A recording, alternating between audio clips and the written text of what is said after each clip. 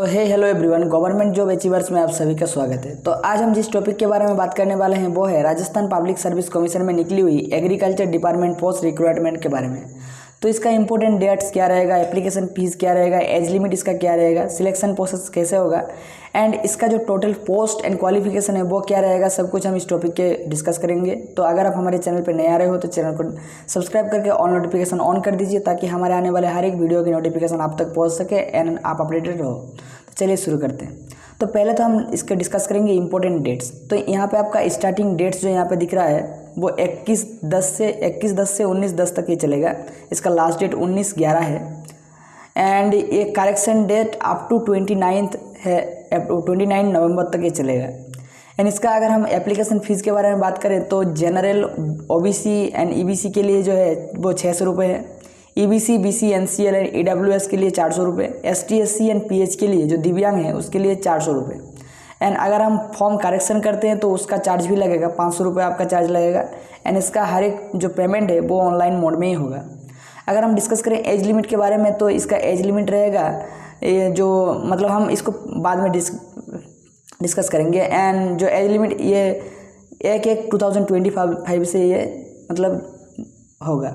अगर हम selection process के बारे में बात करें तो 3 फेज में ये होगा। पहला तो हो जाएगा आपका रिटन एग्जाम, उसके बाद डॉक्यूमेंट वेरिफिकेशन है, उसके बाद मेडिकल एग्जामिनेशन होने के बाद आपका इसमें सिलेक्ट किया जाएगा। अगर हम बात करें टोटल पोस्ट एंड क्वालिफिकेशन की तो इसमें बहुत सारे पोस्ट है, जैसे कि असिस्टेंट एग्रीकल्चर ऑफिसर NSA करके है, इसमें 1115 जो टोटल पोस्ट है। और इसका जो क्वालिफिकेशन है वो BSc एग्रीकल्चर में होना चाहिए, BSc डिग्री जो आपका एग्रीकल्चर या फिर हॉर्टिकल्चर में होना चाहिए। एंड आपका एज लिमिट होगा 18 से 40 एज के बीच में। अगर हम बात करें असिस्टेंट एग्रीकल्चर ऑफिसर SA के बारे में तो इसमें भी आप देख ही सकते हैं कि ये दोनों पोस्ट एक ही में आ जाएगा। तो इसमें लगभग आपका 125 पोस्ट है और इसमें आपका एज लिमिट भी सेम है। अगर हम स्टैटिकल ऑफिसर के बारे में बात करें तो इसमें 18 पोस्ट हैं एंड MSc डिग्री आपको चाहिए इसमें स्टैटिक्स में। एंड आपका एज लिमिट 20 से 40 ईयर होना चाहिए। अगर हम एग्रीकल्चर रिसर्च ऑफिसर के बारे में बात करें जो एग्रोनॉमी के में अंदर आता है तो उसमें 5 पोस्ट हैं। इसमें आपको MSc चाहिए एग्रोनॉमी में एंड एज लिमिट आपका सेम 20 से 40 एज में होना चाहिए। उसके बाद आ जाएगा एग्रीकल्चर रिसर्च ऑफिसर जो कि एग्रीकल्चर बोटानी में आएगा। इसमें 2 पोस्ट हैं एंड इसके लिए आपको MSc एग्रीकल्चर इन बोटानी और आपका MS अगर आप इसमें भी है, अगर आप MSc किए हुए प्लांट ब्रीडिंग में तो भी आपका इसमें हो जाएगा। एंड आपका एज लिमिट भी सेम रहेगा 20 से 40 ईयर तक। एग्रीकल्चर रिसर्च ऑफिसर के अगर हम बात करें तो इसमें भी 2 पोस्ट हैं एंड इसमें आपको MSc बोटानी में चाहिए और आपका स्पेशलाइजेशन होना चाहिए प्लांट पैथोलॉजी के ऊपर। अगर आपका ये नहीं है तो अगर आपने MSc प्लांट पैथोलॉजी पे कर रखा है तो उसमें भी आप इसमें एप्लीकेबल हो। अगर हम दूसरे बारे में बात करें तो एग्रीकल्चर रिसर्च ऑफिसर जो एंटोमोलॉजी में आता है तो उसमें आपको MSc इन एंटोमोलॉजी में होना चाहिए एंड इसके लिए भी 5 पोस्ट है सिर्फ। एंड इसका आपका एज लिमिट भी सेम हो जाएगा 20 से 40 ईयर तक। उसके बारे में अगर हम दूसरे पोस्ट के बारे में बात करें तो है एग्रीकल्चर रिसर्च ऑफिसर जो कि 9 पोस्ट में निकला हुआ है। एंड इसमें आपको MSc इन केमिस्ट्री चाहिए या फिर MSc इन सोशल साइंस में अगर आपका है तो आप इस पोस्ट के लिए एलिजिबल हो। एंड आपका एज लिमिट 20 to 40 ईयर्स होना चाहिए। अगर हम हॉर्टिकल्चर के बारे में बात करें एग्रीकल्चर रिसर्च ऑफिसर तो इसमें आपका पोस्ट सिर्फ 2 है एंड इसमें आपको MSc इन हॉर्टिकल्चर में होना चाहिए। एज लिमिट भी आपका सेम ही है 20 से 40 year.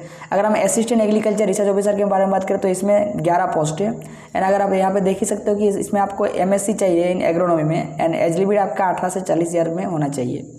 Assistant agriculture research officer जो बोटानी के अंदर आता है तो उसमें भी आपका सेम 5 पोस्ट है एंड इसमें आप अगर आपने MSc इन प्लांट पैथोलॉजी और MSc आपने प्लांट पैथोलॉजी के ऊपर किया है या फिर आपका स्पेशलाइजेशन वही है तो आप इस पर अप्लाई कर सकते हो। एज लिमिट 18 से 40 आपका होना चाहिए।